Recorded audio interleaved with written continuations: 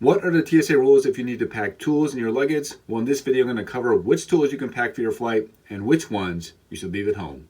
Let's go. Dream vacations start here. So we're going to break the list of tools into three parts. The first part is going to be tools that can be packed in either a check bag or a carry-on with no restrictions. You won't have any issues from the TSA packing these items. The second part is going to be tools that would be prohibited in a carry-on bag, but would be okay to pack in a check bag. Then the third part are going to be tools that are either restricted or prohibited entirely and should be left at home. So let's start with the first part. Again, these are going to be tools that you would be allowed to pack without restriction in either a checked or carry-on bag.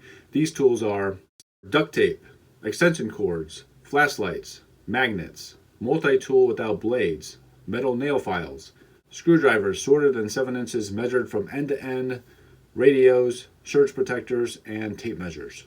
Now on to the second part. These are going to be tools that have to be packed in a check bag. They would not be permitted to be packed in a carry-on bag. These tools are axes and hatches, crowbars, cattle prods, drill and drill bits, hammers, mallets, nail guns, and screwdrivers longer than 7 inches.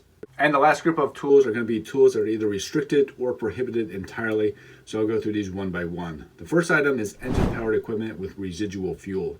This would include tools like chainsaws, generators, trimmers, etc. If these tools have any residual fuel in them, they would be prohibited entirely. Now, if you're to purchase these types of equipment of fuel, some airlines may allow it and some airlines may refuse them altogether. So we need to check with the airline you're flying with to see what their policy is regarding these types of equipment. The next item is spillable batteries. These types of batteries are prohibited entirely unless they're being used for a wheelchair. And the last group of tools I'll cover in this video is power tools. So power tools and really all tools including wrenches and pliers longer than 7 inches measured from end to end when assembled are prohibited in carry-on baggage and must be packed in a checked bag. If the power tools contain lithium batteries, there are rules about carrying lithium batteries on a plane. Lithium metal, which are non-rechargeable batteries, are limited to 2 grams of lithium per battery. Lithium ion, which are rechargeable batteries, are limited to a rating of 100 watt-hours per battery.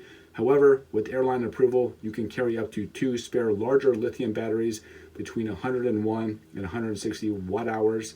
Just know that if you're going to be packing spare uninstalled lithium batteries, they must be packed in a carry-on bag only. So there you go. Short and sweet. If you have questions about packing a tool that you're not sure about, feel free to ask me about it in the comment section of this video. You can also ask the TSA directly about any item that you're looking to pack for your flight, and I'll link the ways you can contact them in the video description. Make sure to give the video a like if you found this information helpful, and consider subscribing. Thank you so much for watching, and I hope to see you in a future video.